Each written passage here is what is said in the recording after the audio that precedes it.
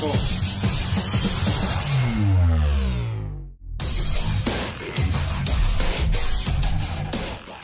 I'm very, very excited to be here.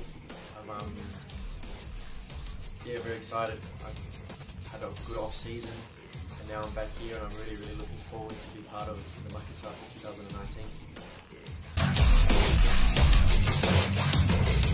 Yeah, I think the fans are amazing here. Every stadium, every game I see is always filled out with complete fans, which is really nice. It's obviously going to give us players a really big boost while we're playing football. The way that the management has dealt with me and the signing and everything has been absolutely professional. I'm really, really happy with everything that's gone on now, and I'm just looking forward to get started and really excited to see the fans and work with the management, and hopefully we can become champions this year. Saya Aaron, Ewako.